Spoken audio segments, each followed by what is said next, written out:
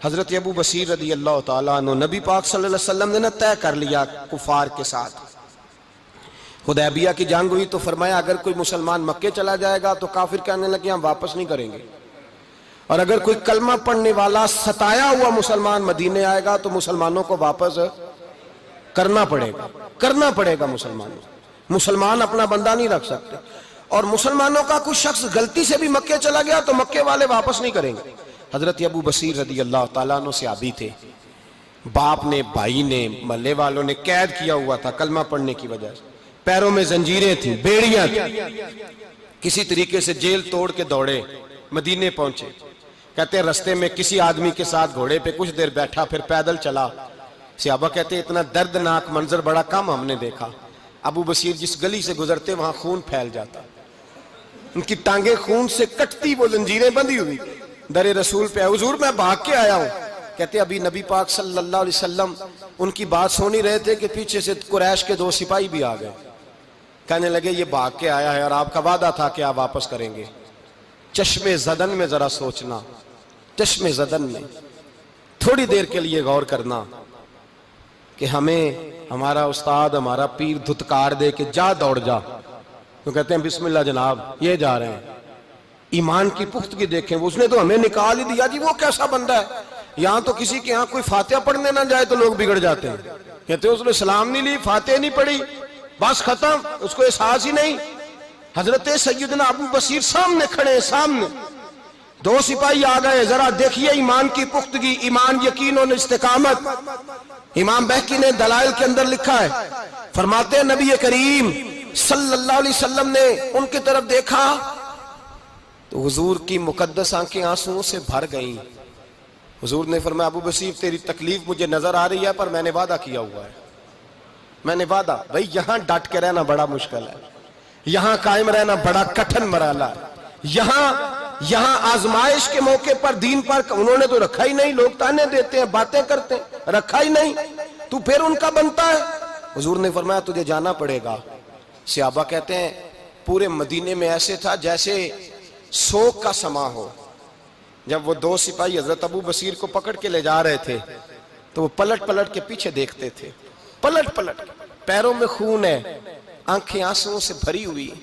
فرماتے ہیں جب وہ پلٹ رہے تھے تو مدینے کی گلیاں بھی رو رہی تھیں. میرے نبی پاک جب وہ آنکھوں سے اوجھل ہو گئے تو حضور بیٹھ گئے زمین پہ. نبی پاک نے رونا شروع کر دیا. فرمایا اللہ تو نے اس شخص کی مدد فرمانی ہے، اس پر کرم کرنا ہے، اللہ اس کا خیال فرمانا. اس کے لیے دعا کی. حضور روئے. حضرت ابو بصیر باہر نکلے تو وہ جو کافر تھے نا وہ کہنے لگے تو بڑا بنتا تھا ان کا، انہوں نے تجھے رکھا نہیں، تجھے رکھا بھی نہیں. تو حضرت ابو بصیر نے تھپڑ مارا منہ پہ. کہنے لگے میں وہ نہیں جو تھوڑی سی بات سے بدل جاؤں. ایمان، یقین اور استقامت کی دولت ملی ہوئی ہے. آپ فرمانے لگے میرا تو ایمان اور پختہ ہو گیا ہے کہ میرا نبی اپنے وعدوں کا بڑا پابند ہے، میرا رسول اپنے وعدوں کا بڑا پابند ہے. حضرت ابو بصیر کہتے ہیں مدینے کی سرحد گزر گئی تو میں نے کھینچی تلوار ان میں سے ایک سپاہی، اب آؤ میرے مقابلے میں جس نے آنا. ایک کو مارا، دوسرا بھاگ گیا. فرماتے اب میں مکے جا نہیں سکتا تھا، جاؤں گا تو وہ زیادہ ماریں گے. مدینے حضور نے قبول نہ فرمایا. فرماتے ایک جنگل میں جا کے العیس نام کی ایک بستی تھی، وہاں ڈیرا لگا لیا. دریا کے کنارے پانی پی لیتا، پتے کھا لیتا. تن تندور ہڈاں دا بالن تے اسی ہاواں نال تپایا. کپ کپ مکیاں پیڑے کیتے تے اتوں صبر پلیتھن لایا. تن دی ہانڈی تے من دا سالن اتے لون صبر دا پایا. غلام فریدا وے میں ساری تیری، غلام فریدا وے میں ساری تیری، تینوں اجے یقین نہیں آیا. فرماتے سالوں پتے کھائے. اب جو بھی وہاں سے تنگ ہوتا وہ میرے پاس آ کے پناہ لیتا. جس کو مکے والے مارتے میرے پاس آ کہتے ہیں، تانے دینے والے آ کے کہتے ہو تم کس طرح کے نوکر ہو، تمہیں تو انہوں نے رکھا ہی نہیں. ہم نے کہا چپ کر جا، وہ ہمارے آقا ہیں، وہ ہمارے آقا ہیں. رکھیں تب بھی ٹھیک ہے، نہ رکھیں اللہ اکبر. ایمان دیکھو، قوت دیکھو. جیڑیاں خسماں دی وچ رضا وسن پاگ جاگ جاندے انہاں گولیاں دے تے میں گڈی ہتھ ڈور سجن دے. او جنج رکھے اونج رہنا ہے، واجب نہیں جے وچ شریعت مندہ خسم نو کہنا. فرمایا بس ٹھیک ہے، جس طرح حضور راضی ویسے ہی ہم راضی. حضرت ابو بصیر رضی اللہ تعالیٰ عنہ کے پاس 300 صحابہ کٹھے ہو گئے.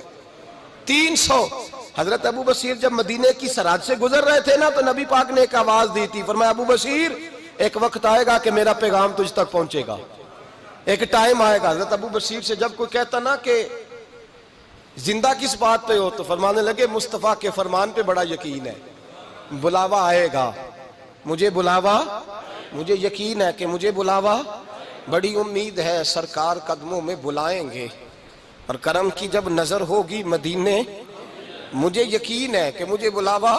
حضرت ابو بصیر رضی اللہ تعالیٰ عنہ فرماتے ہیں کہ وقت گزرتا گیا، 300 لوگ کٹھے ہو گئے۔ جب کوئی مسلمانوں کا قافلہ مکے کے پاس سے گزرتا تو مکے والے لوٹ لیتے تھے۔ حضور نے بھی اجازت دی مدینے والوں کو، اگر ان کا قافلہ کوئی آئے تمہیں بھی حملے کی اجازت ہے، کفر کا مال مال غنیمت ہے۔ حضرت ابو بصیر کہتے ہیں جب بھی ہمارے قریب سے وہ رستہ تھا شام کی طرف جانے کا، جب بھی کافر گزرتے ہم ان کے قافلے پکڑ لیتے، لوٹتے، ہم بھی ان کو اس طرح کی سزا دیتے جو مسلمانوں کو دیتے تھے۔ فرماتے ان کا جینا محال ہو گیا، ہاتھ باندھ کے نبی پاک کی بارگاہ میں گئے، کہنے لگے یہ شک ختم فرما دیں اور آپ ان کو بلا لیں، بلا لیں۔ حضرت ابو بصیر فرماتے ہیں میں بوڑھا آدمی تھا، دن بھر میں کام کرتا، محنت کرتا، اس علاقے میں کھیتی باڑی کرتا، جب رات ہوتی تو میں کسی پہاڑ کے ٹیلے پہ بیٹھتا اور مدینے کی جانب منہ کر لیتا اور میں انتظار کرتا بلاوا کب آئے گا، کب حضور کا پیغام آئے گا، میں انتظار کرتا۔ حضرت ابو بصیر رضی اللہ تعالیٰ عنہ بیمار ہو گئے، شدید بیمار، سخت بیمار تھے تو قریش نے شیخ ختم کی۔ حضرت ابو ہریرہ کہتے ہیں نبی پاک نے 2 صحابہ کو روکا دیا، فرمایا جاؤ اسے جا کے کہو آ جائے، اسے کہو آ جائے۔ صحابہ کہتے ہیں ہم پہنچے تو ان کا آخری وقت چل رہا تھا، آخری ہجکیاں تھیں، ایمان اور یقین دیکھو، آخری ہجکیاں۔ لوگ کہتے ابو بصیر وقت آ گیا، وہ کہتے ہیں نہیں ابھی وقت نہیں آیا، وقت تب آئے گا جب نبی پاک کا بلاوا آئے گا۔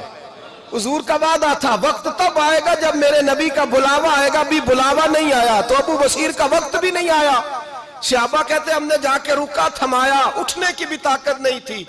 جب حضور کا رکا لیا نا تو دونوں یوں مٹھیاں بند کر لی، گویا جھوم جھوم کے نعرے لگانے لگے آؤ دیکھو میرے نبی کے وعدے کتنے سچے ہیں، آؤ دیکھو حضور کے وعدے، چومتے حضور کا نامہ، سر پہ رکھتے، سینے سے لگاتے اور کہتے ہیں پھر بلند آواز سے کلمہ پڑھنے لگے، کہنے لگے حضور میں حاضر ہوا، یا رسول اللہ میں آیا، کہتے بلند آواز سے کلمہ پڑھا اور ان کی روح پرواز کر گئی، ان کی روح پرواز کر گئی۔ نبی رحمت صلی اللہ علیہ وسلم کے غلاموں کا یقین، اعتماد اتنے اعلیٰ درجے کا، کمزور مسلمان، دائیں بائیں دیکھتا مسلمان، کفر کے وعدوں پر اعتبار کرتا، یہودی عیسائی اور سکھ کے وعدوں پر اعتبار کرتا، دنیا دار ٹھگ اور چور کے وعدوں پر اعتبار کرتا، یہ رب کریم کے وعدے پر اعتبار نہیں کرتا، یہ اللہ رسول کے ساتھ اپنی توجہ کو مبذول نہیں کرتا۔